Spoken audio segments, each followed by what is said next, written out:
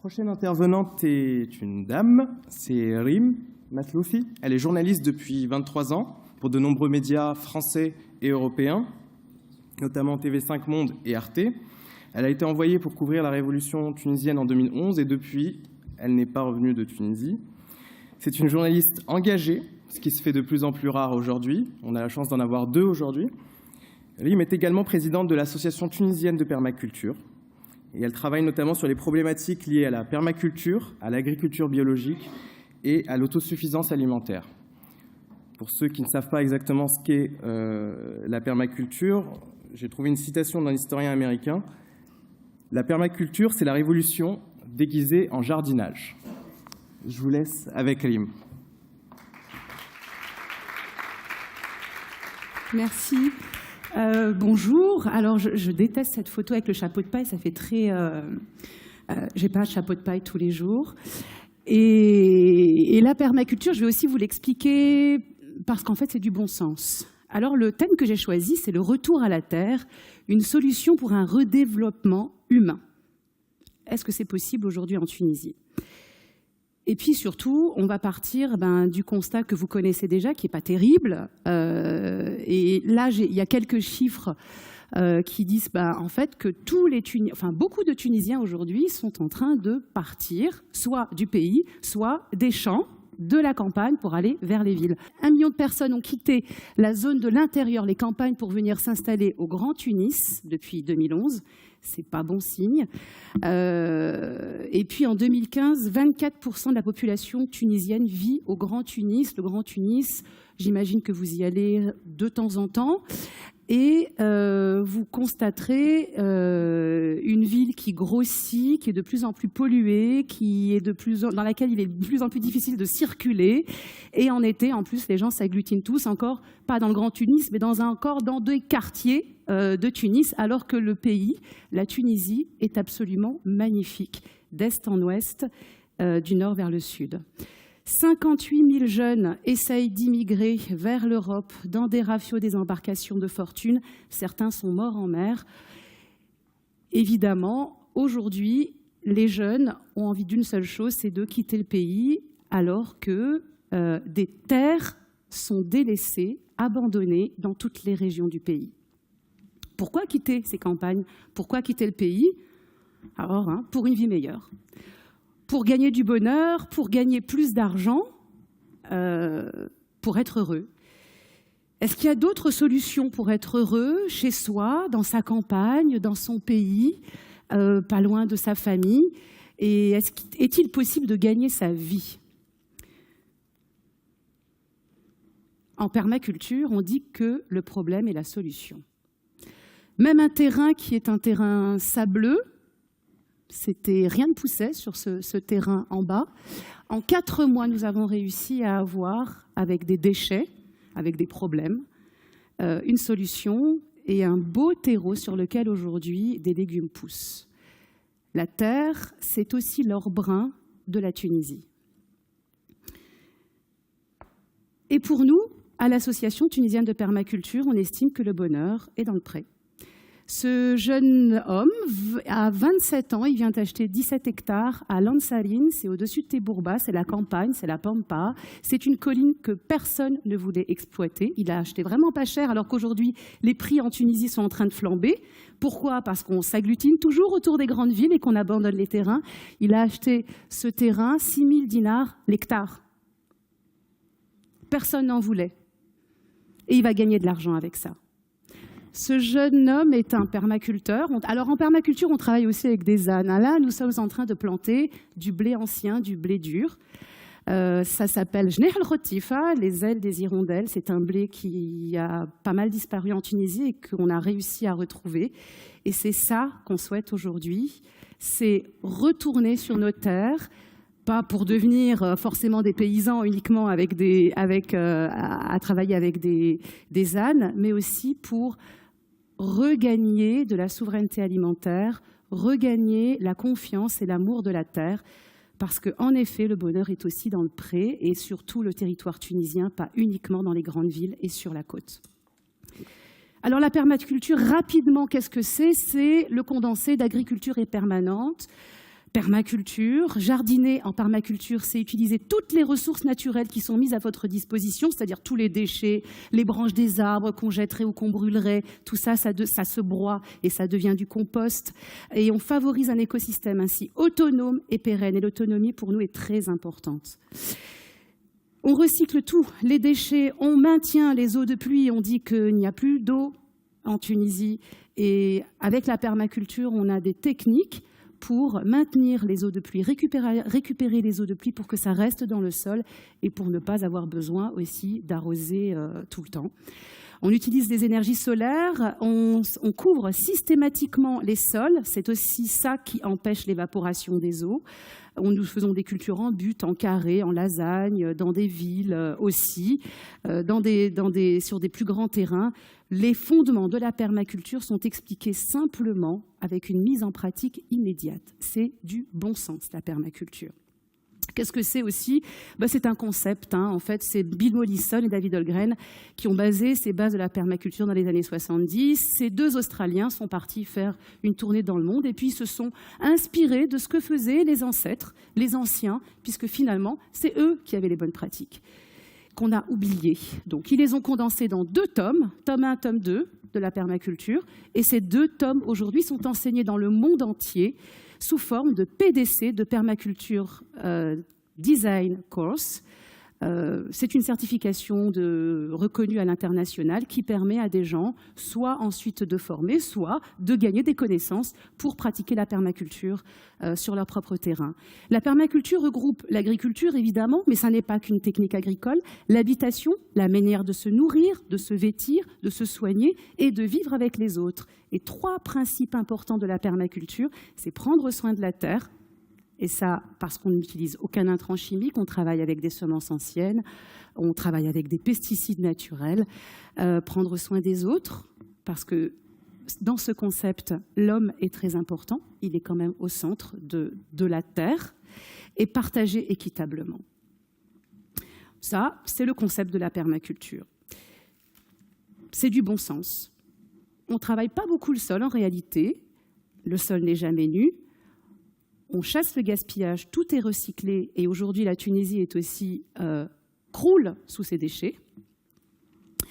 Et on obtient une croissance des plantes, pas beaucoup de dépenses parce que quand on recycle les déchets, on ne dépense pas. Je vous donne un exemple d'un monsieur très intelligent aux États-Unis, mais tout le monde pourrait le faire aussi en Tunisie. Il va chercher les déchets de tous ses voisins, qu'il donne à manger à ses poules, qui elles lui pondent des œufs. Il vend le compost parce que les poules transforment ces déchets en compost. Il vend la viande, il vend les œufs, il vend le compost. Il a gagné de l'argent, il a dépensé $0. C'est tout bénef. Et c'est un projet facile, très facile. C'est de la permaculture. Et on arrive à l'abondance. Est-ce que ça marche? Alors, nous, on le fait. On le fait en Tunisie à l'association. C'est une association qui existe depuis 2015, qui a commencé toute petite, qui aujourd'hui est en train de grandir. Elle grandit parce que les Tunisiens ont conscience aussi de ce qui se passe aujourd'hui. Ils ont YouTube aujourd'hui, les Tunisiens. Ils savent de quoi on parle. Ils regardent des documentaires que vous allez voir aussi tout à l'heure, celui de Taïsir. Ils se posent des questions sur qu'est-ce qu'ils ont dans leurs assiettes. Et d'où viennent les légumes? Il y a des émissions à la télévision aujourd'hui sur ces questions-là en Tunisie. Les gens se posent des questions et ont envie de savoir. Nous, on essaye d'abord avec les enfants. Évidemment, les enfants, parce que c'est avec eux qu'on a envie aussi de commencer pour leur expliquer que, si ça ne marche pas à l'école, c'est pas grave, il y a la terre. Et la terre, c'est pas mal. Et c'est vrai que pendant des années, dans plusieurs pays et dans la Tunisie, on partait du postulat que l'agriculteur, soit on est grand propriétaire terrien, on a des grosses machines et on exporte, et on fait de l'huile d'olive, soit c'est pas très intéressant. Résultat, aujourd'hui, en Tunisie, sur 4 baguettes, 3 viennent de l'étranger. Nous n'avons pas la farine, nous n'avons pas le blé. Donc les enfants, on commence par leur expliquer d'où vient la nourriture, d'où viennent les légumes, et puis surtout qu'ils mettent la main dans la terre. Ici, nous sommes à Borj Al Amri, c'est sur la route de Béja. quand on part de Tunis, c'est un centre intégré où l'aide Bourguiba, en gros, ce sont des enfants qui soit n'ont pas de parents, soit sont issus de familles avec des problèmes. Ils ont des problèmes, ces enfants, psychologiques également. Ils n'ont absolument pas confiance en eux, ils sont suicidaires.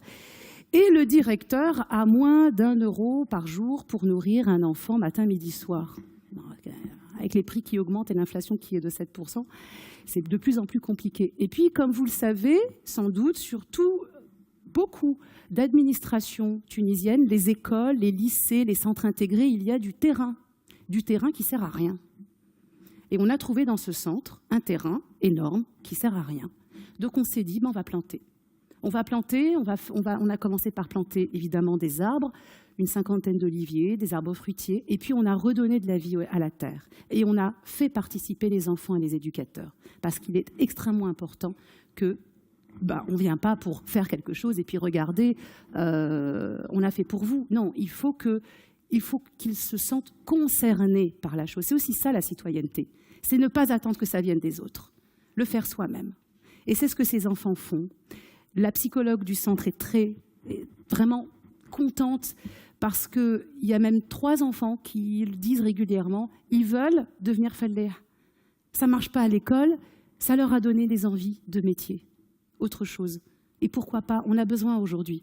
Parce que ceux qui vous donnent la nourriture, ce sont ces gens-là. Ce sont ces gens qui donnent la terre, qui travaillent la terre.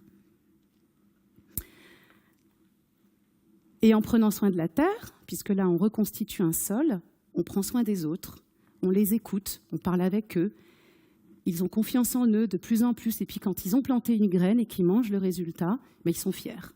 Ça, c'est très important. Et aujourd'hui, en Tunisie, on n'est pas très fiers toujours de ce qui se passe, même si des choses sont faites.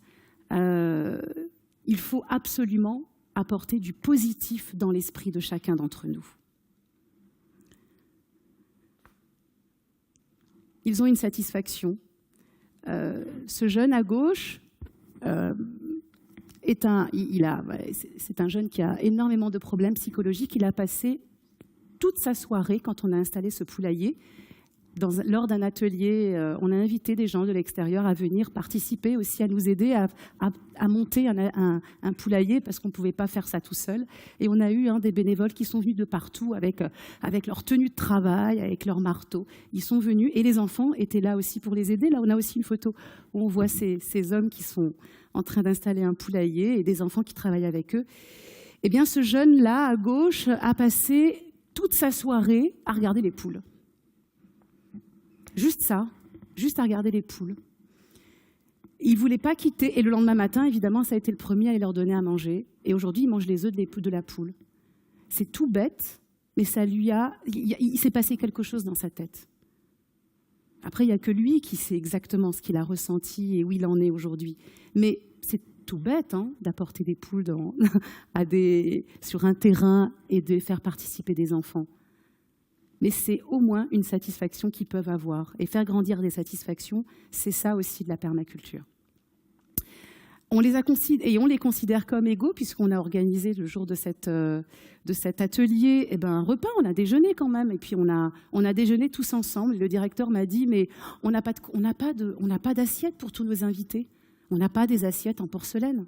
Je lui dis, alors, dans quoi mangent les enfants? Il m'a dit, dans des plateaux en aluminium, en inox. Je dis, on mangera tous avec les enfants dans des plateaux en aluminium, en inox. Il est où le problème? Il n'y a rien de moche. Considérer les gens comme égaux, que ce soit des enfants, des adultes, c'est essentiel aujourd'hui pour bâtir aussi la Tunisie, le citoyen tunisien. On leur montre autre chose. Là, nous sommes dans une école de la Médina, cette fois, de Tunis. Des enfants qui ont aussi un petit jardin dans leur école. Encore une fois, dans les écoles, il y a des terrains abandonnés.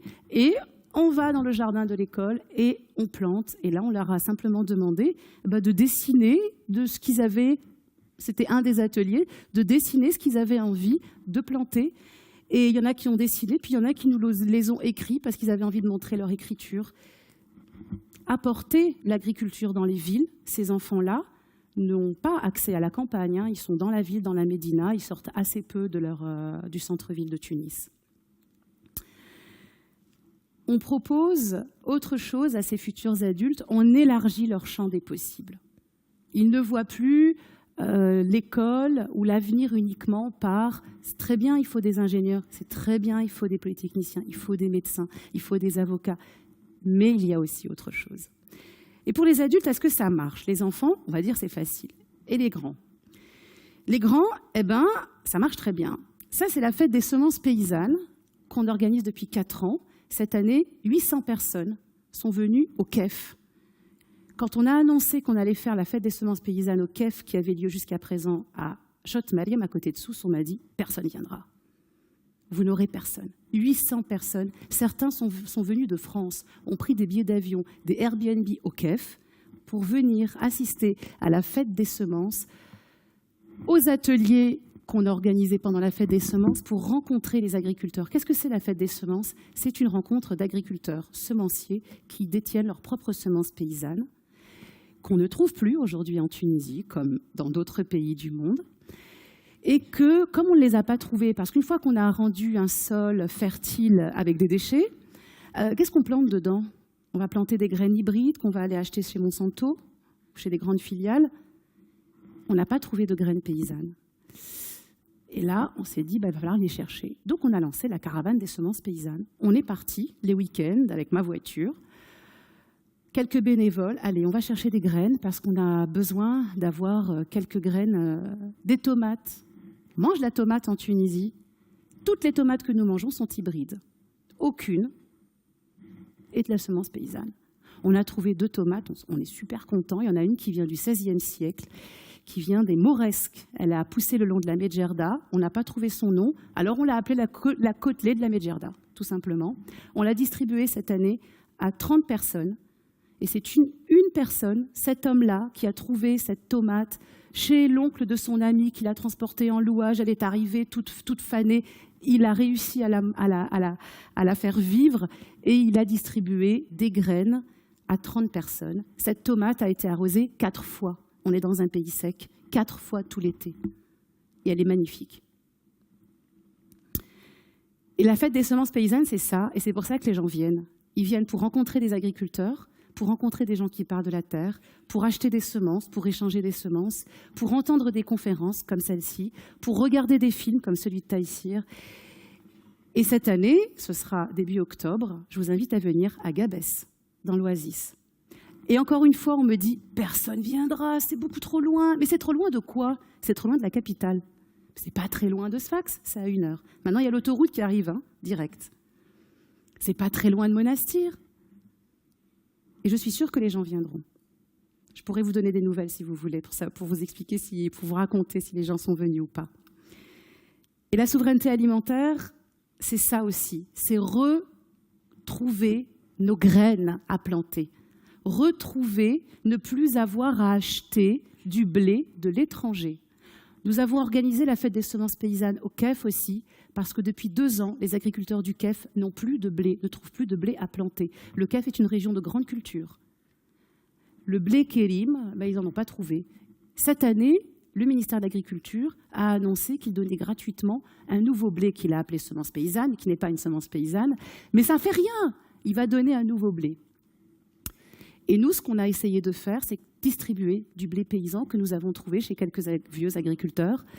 On l'a distribué au KEF, notamment, dans 4 régions différentes, pour multiplier ça et pour que nous baissions ce ratio qui est 4 baguettes tunisiennes, enfin 4 baguettes mangées en Tunisie, 3 sont de l'étranger. On aimerait bien que dans 5 ans, que la moitié soit de l'étranger, parce qu'on est quand même très endettés aujourd'hui. Et puis ça donnera du travail, ça donnera de la nourriture, ça donnera du travail. Et ça, c'est très important. Et puis surtout, on retournera un peu à la terre. On forme des agriculteurs, ça marche. Ça, c'est vraiment la pampa à côté de Gabès, Menzel Habib. Il n'y a rien, c'est le désert. Et il y a un permaculteur. Un ami qui nous a dit, écoutez, moi, j'ai de mes voisins qui sont agriculteurs, tout est sec chez eux, comme chez moi. Mais chez moi, ils regardent, ça pousse, parce que moi, je fais de la permaculture. Et il est en train de transformer son terrain aride en oasis. Est-ce que vous pouvez venir pour leur expliquer un peu ce que c'est que la permaculture et puis pour leur dire le b.a.-ba qui est comment faire du compost. Eh bien, ils sont venus. Pareil, hein. Moi, je me suis dit, ils ne vont pas venir. On ne va pas apprendre à des agriculteurs à faire des choses, à travailler la terre. Ils vont nous regarder de haut et puis nous, ils ne vont pas nous prendre au sérieux. Mais ils sont venus. Ils sont venus des différentes régions à côté de Menzel Habib, y compris un petit monsieur à la chécheya rouge là-bas, Ramsalah, qui est une de nos mascottes paysans semenciers, qui, on lui a demandé de venir parce que sur son terrain, il brûlait toutes ces branches d'arbres. Et ben pour nous, ce n'est pas possible. Donc comment lui expliquer gentiment, poliment, qu'il pourrait en faire autre chose et que ce serait bien aussi de ne pas jeter ses déchets.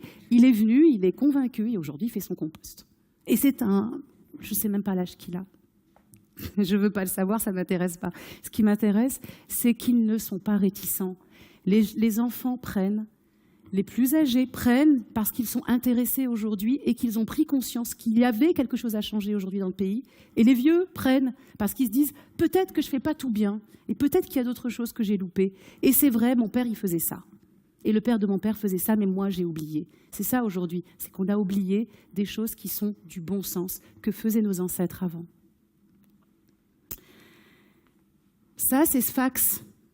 Sfax, une ville économique.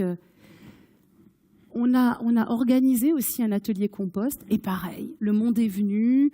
Là, on est en train de leur montrer des doudes, du lombricompostage. Qu'est-ce que c'est que le lombricompostage ? C'est du compost d'appartement pour ceux qui vivent en ville.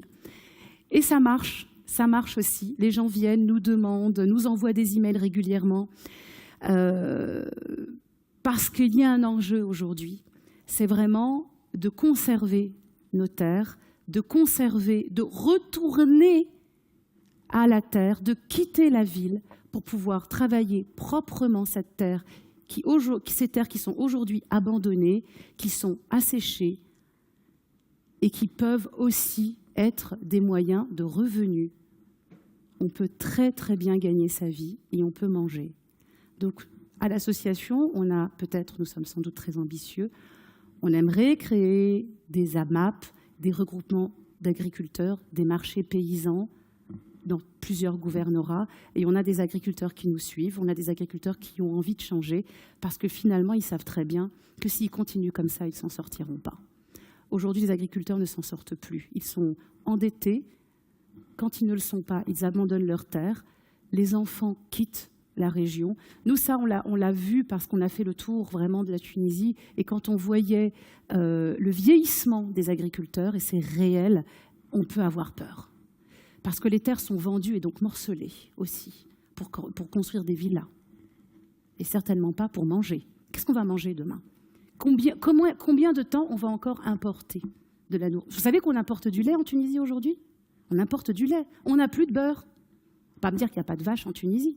Cela dit, la vache qui est arrivée, la Holstein, elle ne supporte pas du tout la chaleur. Elle est très malade.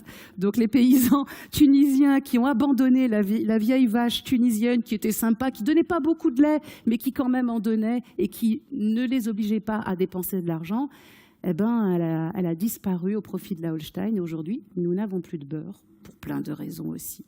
Et nous n'avons plus de lait.